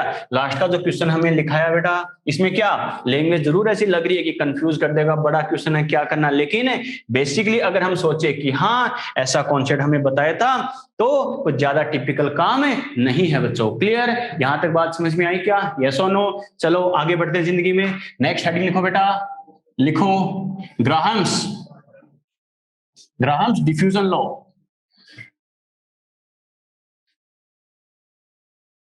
ग्राहम्स डिफ्यूजन लॉ, ग्राहम का विसरण का नियम, हिंदी में लिखो ग्राहम का विसरण का नियम, ग्राहम का विसरण का नियम, ग्राहम्स डिफ्यूजन लॉ लिख लिए। ग्राहम्स डिफ्यूजन लॉ की अगर अपन बात करें बच्चों, देखो ग्राहम के विसरण के नियम की अगर अपन बात करें तो आपको याद है बेटा, कहीं शायद हमने पीछे पढ़ा हुआ है, कहां पर पढ़ा था? मोल कॉन्सेप्ट में आया था। ओके, मोल कॉन्सेप्ट में डिटेल से हमने पढ़ा था और वहां मैंने कहा भी था बेटा क्या कि गैसेस स्टेट में सेम टू सेम होगा, सेम टू सेम कॉन्सेप्ट है और सेम टू सेम वही मेथड अप्लाई करके क्वेश्चन सोल्व करने। क्लियर, लेकिन कुछ बच्चे हैं जो मोल कॉन्सेप्ट में प्रेजेंट नहीं थे, तो मैं दोबारा बता रहा हूं, इससे ज्यादा कोई बड़ा काम नहीं है बेटा, लेकिन फिर भी समझना, इस पे क्वेश्चन आपको काफी मिलेंगे। ओके, सबसे पहले इसका मतलब क्या है, हेडिंग समझना, ग्राहम्स डिफ्यूजन लो। ग्राहम ये तो साइंटिस्ट थे बेटा, डिफ्यूजन ये क्या होता है बच्चों? तो एक्चुअल में क्या होता है डिफ्यूजन का सिंपल वे में अगर मैं कहूं तो ट्रांसफर होना। क्या कहा? ट्रांसफर होना, ठीक है, स्थानांतरित होना। किसका ट्रांसफर होना? गैस की बात कर रहे हैं बेटा, सीधी सी बात है, तो गैस का ट्रांसफर होना। और हमें पता कोई गैस ट्रांसफर कैसे होती है, अरे हाई अमाउंट से हायर अमाउंट से लोअर अमाउंट की तरफ या लोअर अमाउंट से हायर अमाउंट की तरफ है। सीधी सी बात है, हायर अमाउंट से लोअर अमाउंट की तरफ ही होगी बेटा। बात समझ में आ गई क्या? क्लियर, क्योंकि हमें पता है नेचर में जितनी भी वैल्यूज होती है बेटा, अगर अपने आप फ्लो करे, अपने आप फ्लो करे तो हमें पता हायर अमाउंट से लोअर अमाउंट की तरफ ही जाएगी, कम से कभी ज्यादा की तरफ अपने आप जा सकती है क्या? नो बेटा। क्लियर, तो मैंने क्या कहा, ग्राहम डिफ्यूजन लॉ क्या कहता है? The spontaneous flow of gases molecules. Clear, the spontaneous flow of gases molecules क्या from high concentration to low concentration through a micropore. A micropore की बात करें बेटा, उसे अपन क्या कहते हैं? डिफ्यूजन बोलेंगे, विसरण बोलेंगे। क्या? एक सूक्ष्म छिद्र द्वारा क्या करेंगे, गैस के अणुओं का अधिक सांद्रता से कम सांद्रता की ओर स्वतः प्रवाह, स्वतः मैंने बोला है बेटा, उसे हम क्या बोलेंगे? डिफ्यूजन यानी विसरण बोलते हैं। ओके, आप कहोगे सर कैसे? तो एक सिंपल सी बात है बेटा, क्या कि जैसे मान लो ये बोतल है, ये पैक है, इसमें कोई गैस हमने भरी है, तो क्या होगा बच्चों, अगर इस बोतल को मैं क्या एक छेद कर दूं, पोर कर दूं, ठीक है, पोर कर दूं तो क्या होगा? अब नॉर्मली अगर गैस पे मान लो क्या किया, इस बोतल में हमने एक छेद कर दिया, पोर कर दिया, तो कॉमन सेंस से बेटा जो गैस है वो बोतल से बाहर आएगी या बाहर से गैस और अंदर जाएगी? सीधी सी बात है, हमें पता है गैस की अमाउंट क्या है, बोतल के अंदर ज्यादा है, तो क्या बोतल से बाहर ही आएगी। क्लियर, ये है बेटा इसका डिफ्यूजन, विसरण। क्लियर, और ध्यान रखना थ्रो ए माइक्रोपोर, ऐसा नहीं सर हमने ढक्कन खोल दिया, ये लो ये डिफ्यूजन है, क्या इसे डिफ्यूजन नहीं बोलते। आ गया समझ में? डिफ्यूजन विसरण की स्टडी कब करते हैं? कांस्टेंट क्या करेंगे? माइक्रोपोर के थ्रू, माइक्रो एक सूक्ष्म छिद्र के द्वारा अगर ऐसा हो रहा है, आप कहोगे सर ऐसा क्यों, माइक्रोपोर क्यों बोला है? क्योंकि सूक्ष्म छिद्र की बात कर रहा है, तो क्या होगा बेटा, उसे थोड़ी थोड़ी गैस डिफ्यूज होती है, थोड़ी थोड़ी मात्रा में विसरित होगी, तो हम उसका अध्ययन कर सकते हैं कि एक्चुअल में कितनी डिफ्यूज हुई है, कितनी विसरित हुई है। समझ में आ गया? क्लियर, अरे बात समझ में आई क्या? चलो बेटा स्टेटमेंट लिखो, ये लिखो, लिखो the spontaneous flow of, the spontaneous flow of, the spontaneous flow of, the spontaneous flow of gaseous molecules, the spontaneous flow of gaseous molecules, the spontaneous flow of gaseous molecules from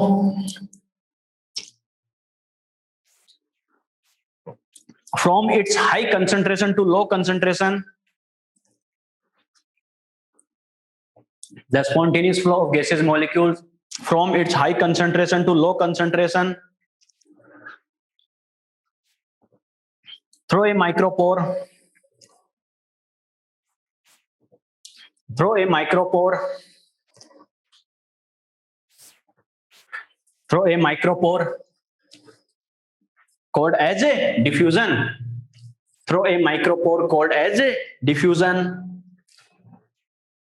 repeat कर रहा हूं बेटा, the spontaneous flow of gases molecules from its high concentration to low concentration through a micropore called as diffusion. Clear? Hindi में लिखो, लिखो एक सूक्ष्म छिद्र द्वारा, एक सूक्ष्म छिद्र द्वारा, एक सूक्ष्म छिद्र द्वारा गैस के अणुओं का, एक सूक्ष्म छिद्र द्वारा गैस के अणुओं का, एक सूक्ष्म छिद्र द्वारा गैस के अणुओं का अपनी उच्च सांद्रता से निम्न सांद्रता की ओर,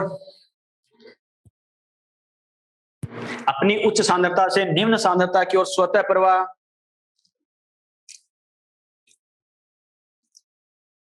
उच्च सांद्रता से निम्न सांद्रता की ओर स्वतः प्रवाह विसरण कहलाता है. विसरण,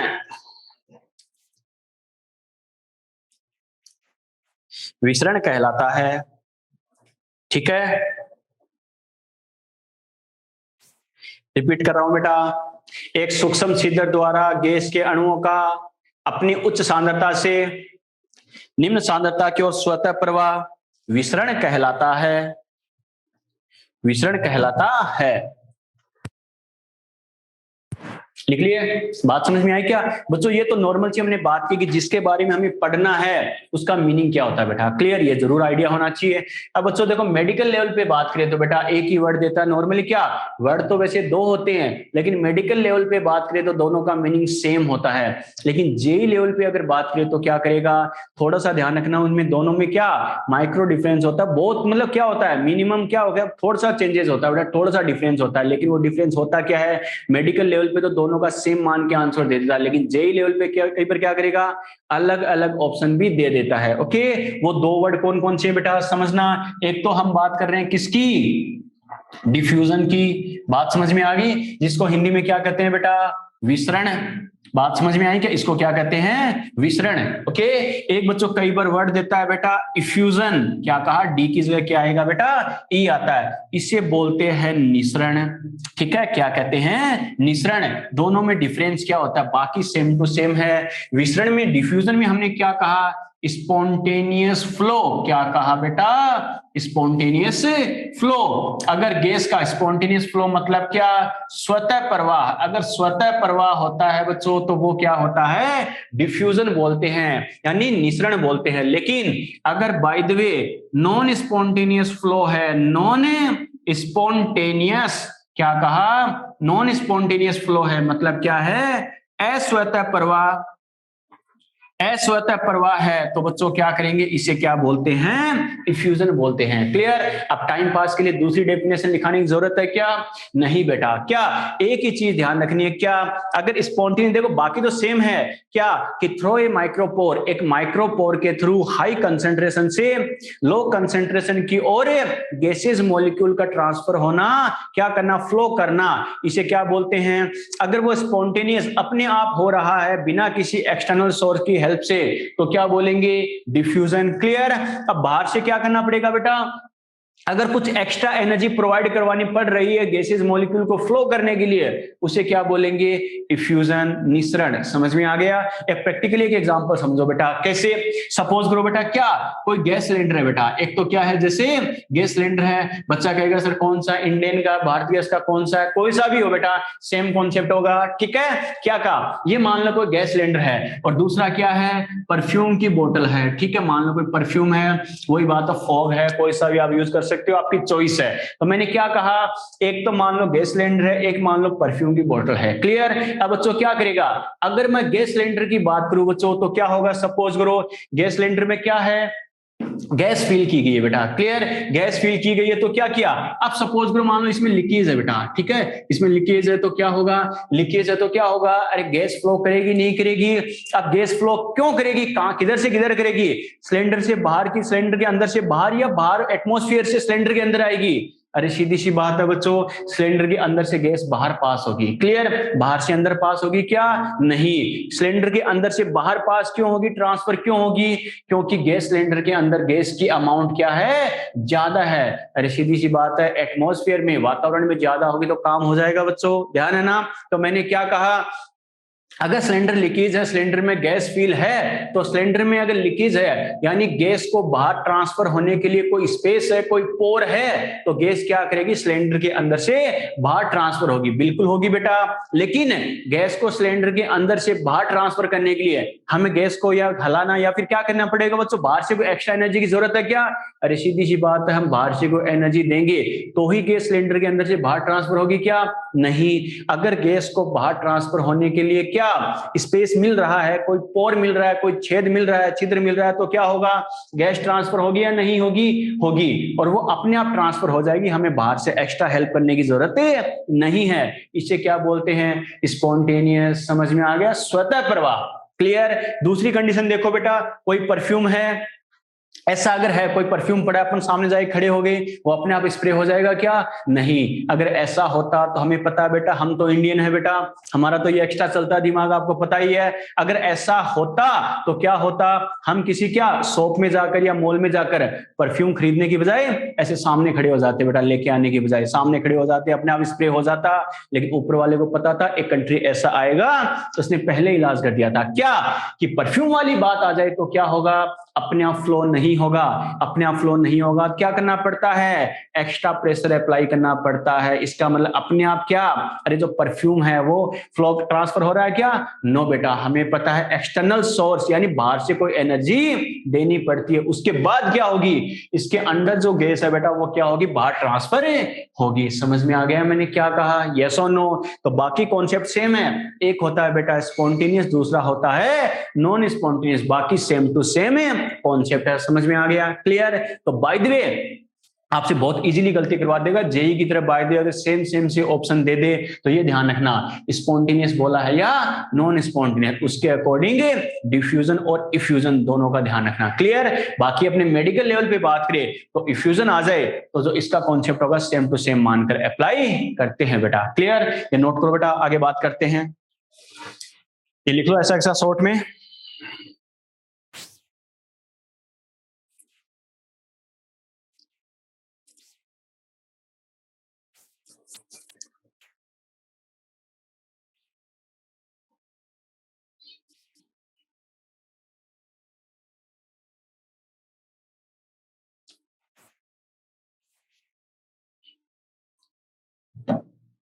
चलिए, चलो बेटा, ये तो अपने बेसिकली बात की डिफ्यूजन वगैरह, जिसके बारे में हमें पढ़ना है वो होता क्या है। क्लियर?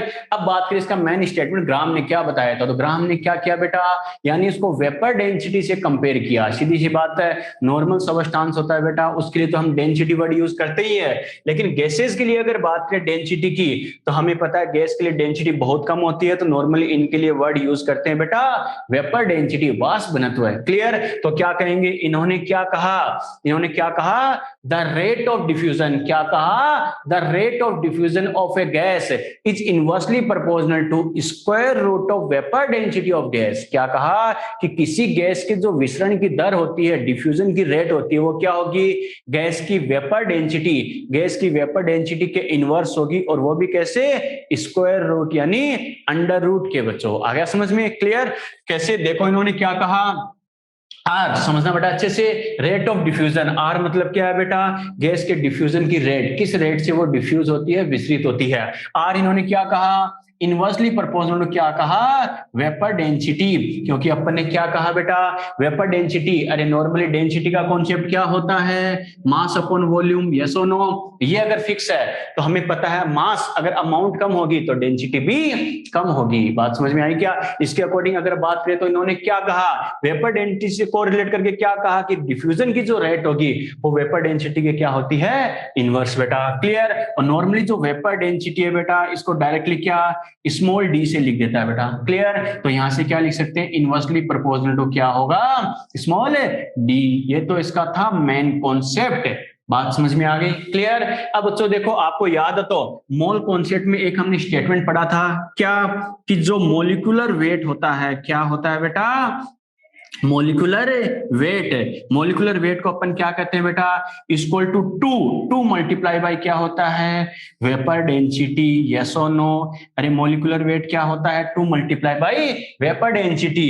अणुभार, अणुभार क्या होता है, 2 गुना वाष्प घनत्व है, याद है ना, मोल कॉन्सेप्ट में फॉर्मूला हमने लिखा था बेटा ये। तो यहां से मैं क्या लिख सकता हूं, M W equal to 2 multiply by vapour density. Clear.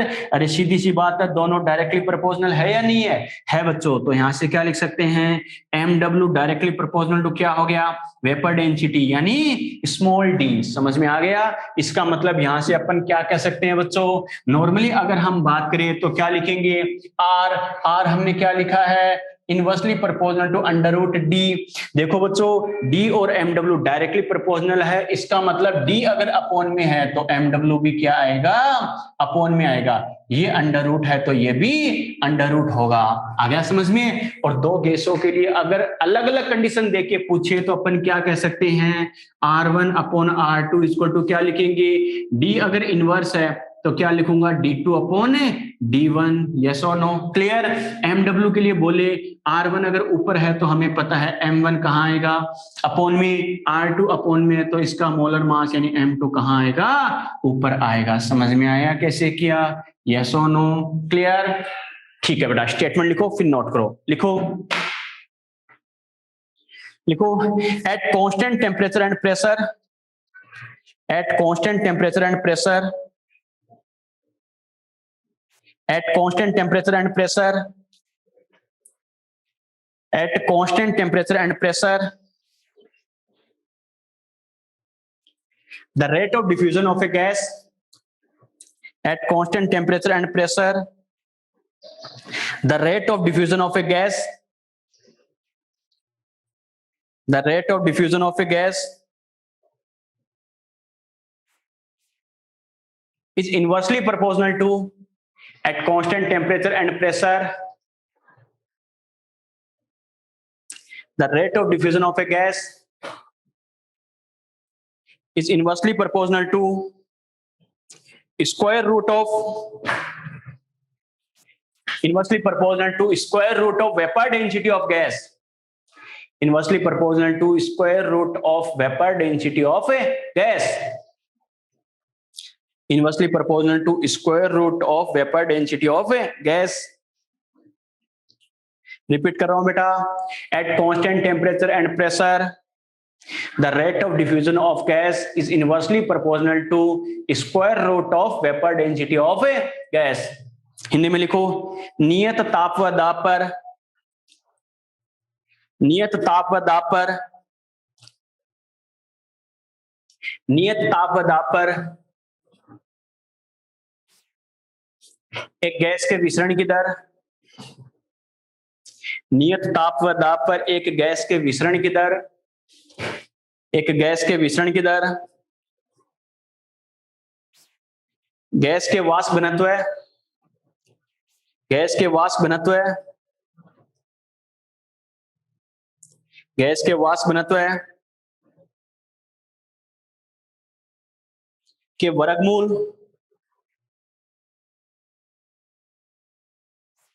Gas के वाष्प घनत्व के वर्गमूल के व्युत्क्रमानुपाती होती है, गैस के वाष्प घनत्व के वर्गमूल के व्युत्क्रमानुपाती होती है।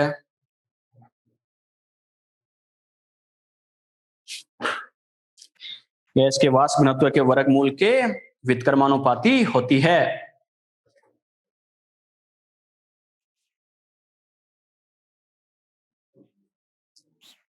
गैस के वाष्प घनत्व के वर्गमूल के व्युत्क्रमानुपाती होती है। ठीक है, चलो बेटा नोट करो फटाफट।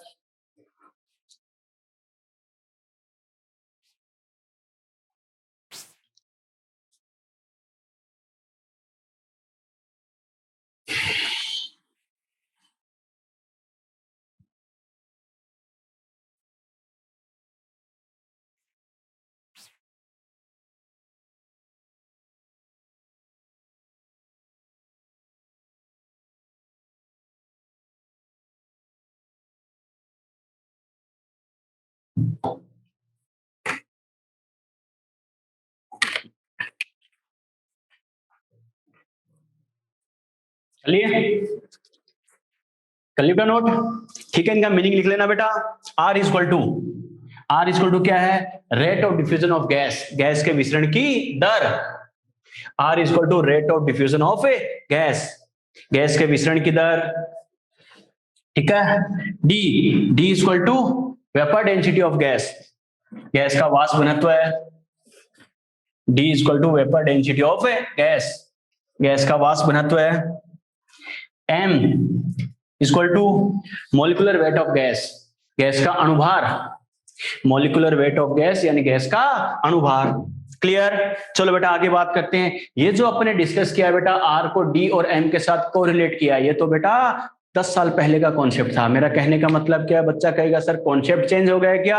नो बेटा, 10 साल पहले सीधा पूछता था ये इतना तो ये कितना होगा, ये इतना तो ये कितना होगा। क्लियर। लेकिन आजकल बेटा इन पे क्या अच्छे क्वेश्चन पूछता है। अच्छे क्वेश्चन कैसे पूछता है, डिफ्यूजन की रेट को क्या करेगा, पहले जहां ओनली सीधा वेपर डेंसिटी और मॉलिक्यूलर वेट से पूछता था कंपेयर करके, आजकल क्या करेगा, इसको अलग अलग टर्म में कंपेयर करके पूछता है। कैसे, पार्शियल प्रेशर से कंपेयर करवाता है, या फिर क्या गैस कितनी डिस्टेंस कवर करती है उससे कंपेयर करवाता है, या फिर क्या करेगा, आप क्या करेंगे, कितना वॉल्यूम डिफ्यूज हो गया उससे भी कंपेयर करवाता है। कैसे बच्चों, देखो अगर अपन बात करें गैस के पार्शियल प्रेशर से कंपेयर करें तो कैसे करना है बच्चों, समझना। सपोज करो पार्शियल प्रेशर क्या होता है, अभी अपन ने बात की है क्या, ये मान लो कोई गैसेस मिक्सर है, ये मिक्सर, इसमें 2 टाइप की गैस है बेटा, ए और बी। अब क्या कहेंगे, क्या कहा, अगर इस मिक्सर में 2 गैस है बेटा, ए और बी, तो क्या कहेंगे, इसके अकॉर्डिंग अगर अपन बात करें तो क्या कह सकते हैं, अगर गैस ए का पार्शियल प्रेशर अगर ज्यादा है तो सीधी सी बात है, जैसे मान लो कंटेनर में हमने पोर कर दिया, कोई छिद्र कर दिया, तो क्या होगा,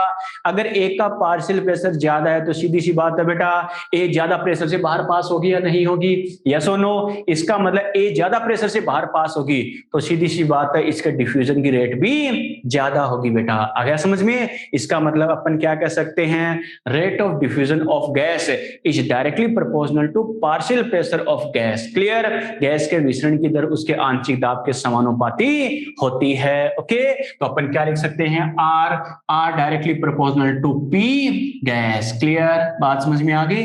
लिखो बेटा statement, the rate of diffusion of gas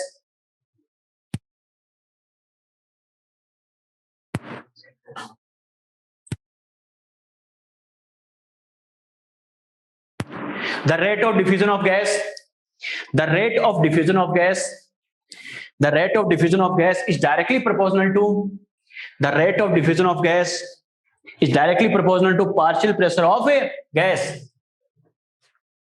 Hindi में लिखो, गैस के विसरण की दर, गैस के विसरण की दर गैस के आंशिक दाब के समानुपाती होती है। गैस के विसरण की दर गैस के आंशिक दाब के समानुपाती होती है।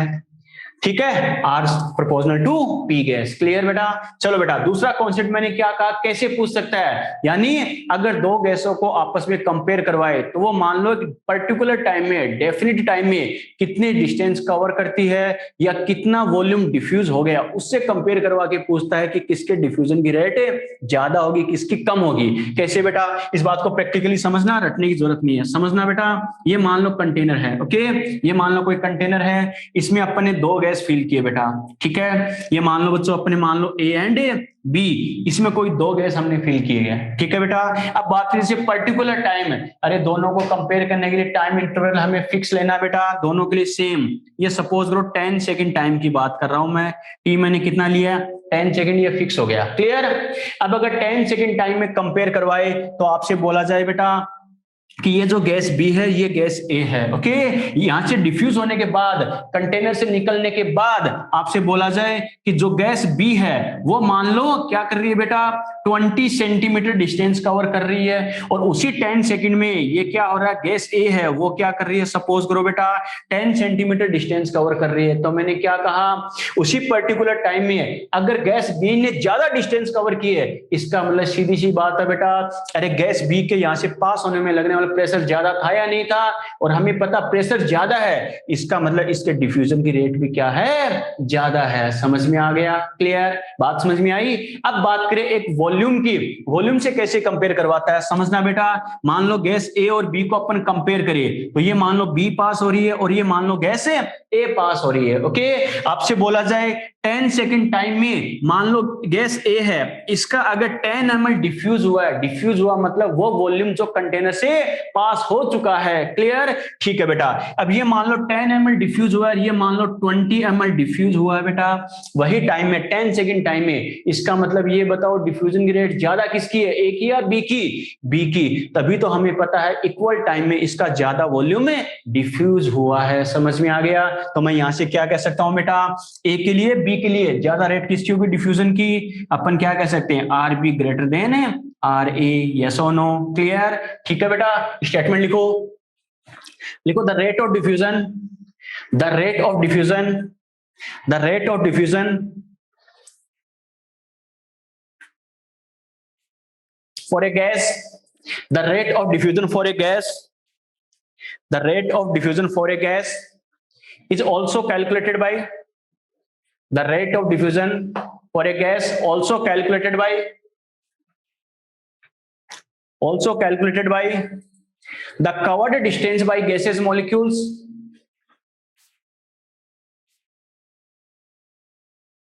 the covered distance by gaseous molecules in definite time, the covered distance by gaseous molecules in a definite time, and the diffused volume of gas, and the diffused volume of gas in definite time, and the diffused volume of gas in definite time. Repeat कर रहा हूं बेटा, match कर लेना।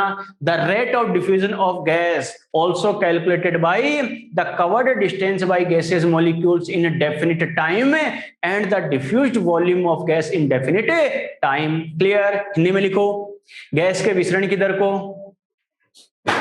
Gas के विसरण की दर को निश्चित समय में, गैस के विसरण की दर को निश्चित समय में गैस के अणुओं द्वारा तय की गई दूरी, गैस के विसरण की दर को निश्चित समय में गैस के अणुओं द्वारा तय की गई दूरी तथा निश्चित समय में गैस के विसरित आयतन, निश्चित समय में गैस के विसरित आयतन द्वारा भी ज्ञात किया जा सकता है, तथा निश्चित समय में गैस के विसरित आयतन द्वारा भी ज्ञात किया जा सकता है। रिपीट कर रहा हूं बेटा, गैस के विसरण की दर को निश्चित समय में गैस के अणुओं द्वारा तय की गई दूरी तथा निश्चित समय में गैस के विसरित आयतन द्वारा भी ज्ञात किया जा सकता है। क्लियर? ठीक है। ये डायग्राम बना के फॉर एग्जांपल बेटा सिंपल वे में समझने के लिए ये बना लेना। ओके, और इसको एज ए फॉर्मूला अपन कैसे कह सकते हैं बेटा, देखो जो क्वेश्चन में हमारे काम आएगा, जैसे बोल रहा है वैसे करते जाए। आर इक्वल टू क्या होता है, x अपॉन टी। एक तो ये फॉर्मूला होता है बेटा, क्या कहा, R equal to X upon T. इसका मतलब क्या है, देखो x क्या, वो डिस्टेंस है जो गैसेस मॉलिक्यूल कवर करते हैं। क्लियर? और t क्या है, टेकन टाइम ड्यूरिंग दिस, क्या कहेंगे, डिस्टेंस को कवर करने में लगने वाला टाइम होगा बेटा। क्लियर? अगर वॉल्यूम की बात करें तो क्या लिखेंगे, आर इक्वल टू क्या होगा, v अपॉन टी। टी मतलब वही डेफिनिट टाइम, निश्चित समय जिसके रेस्पेक्ट में हमें स्टडी करनी है, और वी गैस का वो वॉल्यूम जो वो डिफ्यूज होने में कवर करती है, कितना डिफ्यूज हुआ है। क्लियर? ठीक है बेटा। अब देखो लास्ट से लास्ट हमें कैसे पूछ सकता है बेटा, आपको लास्ट से लास्ट आपको पूछेगा वेट की टर्म में, मास की टर्म में। बच्चा रटाफिकेशन से क्या करता है, R inversely proportional to under root M W, क्योंकि इतना ही बताया जाता है, लेकिन वो गलत है। क्लियर? कैसे बच्चों, यहां हमें कैसे करना है, ध्यान रखना। अगर मास की टर्म में, वेट की टर्म में पूछे तो आपको कैसे करना है, समझना इस बात को। हमें पता है V प्रोपोर्शनल टू क्या होता है, N। अरे सेम टेम्परेचर और प्रेशर की कंडीशन में हम डिफ्यूजन की स्टडी करते हैं, नहीं करते? करते हैं। और जब सेम टेम्परेचर प्रेशर की बात आती है तो हमें पता है बेटा V प्रोपोर्शनल टू क्या होता है, N होता है। तो यहां मैं क्या कह सकता हूं बेटा, इसको मैं क्या कह सकता हूं, N अपॉन T। क्लियर? ठीक है बेटा। और हमें पता है N क्या होता है रे, weight upon molar mass. Yes और नो? तो N की जगह मैं क्या लिखूंगा, वेट अपॉन है मोलर मास, और अपॉन में क्या, टी। समझ में आया बेटा, यस और नो, क्लियर। तो बाय द वे आपको वेट की टर्म में पूछे तो डायरेक्टली एमडब्ल्यू से कंपेयर नहीं करना है, क्या करना, वॉल्यूम को मोल की टर्म में, फिर मोल को क्या करते हैं अपन वेट की टर्म में लिख सकते हैं। समझ में आ गया, क्लियर। जो स्टेटमेंट लिखा था बेटा उसके नीचे जब फॉर्मूला लिखो जल्दी से, फिर इसका मीनिंग लिखाता हूं, जल्दी नोट करो, जल्दी नोट करो।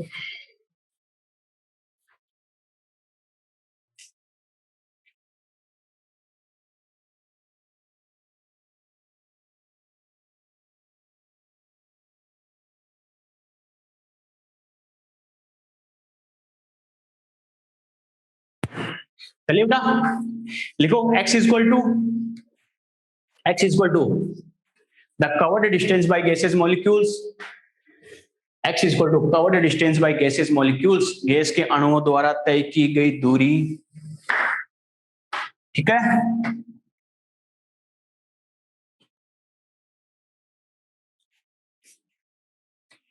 लिखो बेटा v comma n w mw एक साथ लिखा रहा हूं, लिखो डिफ्यूज्ड वॉल्यूम कोमा मोल कोमा अमाउंट, और एमडब्ल्यू बताइए मोलर मास होता है, molar mass of gas, diffused volume mole mass amount molar mass of a gas, ठीक है। हिंदी में लिखो विशिष्ट गैस का आयतन मोल द्रव्यमान मोल द्रव्यमान, क्लियर। टी लिखो टेकन टाइम इन डिफ्यूजन, विसरण में लिया गया समय, टेकन टाइम इन डिफ्यूजन, विसरण में लिया गया समय। बात समझ में आई बेटा, ये हमने बात की ग्राउंड डिफ्यूजन है लो, क्लियर, ठीक है। ऑलमोस्ट तो बेटा ये कंप्लीट हो गया। नेक्स्ट लेक्चर में इस पर एक दो पॉइंट्स और बताऊंगा और ट्रिक भी बताऊंगा कैसे हमें किस कंडीशन में कौन सा अप्लाई करना है, क्या करना है, क्लियर। फिर इस पे क्वेश्चन डिस्कस करके नेक्स्ट लेक्चर में इसे कंप्लीट करेंगे बेटा, ओके। यहां तक बात समझ में आई ना, बाकी इसके आगे डिस्कस करेंगे अपन नेक्स्ट लेक्चर में, ओके बाय।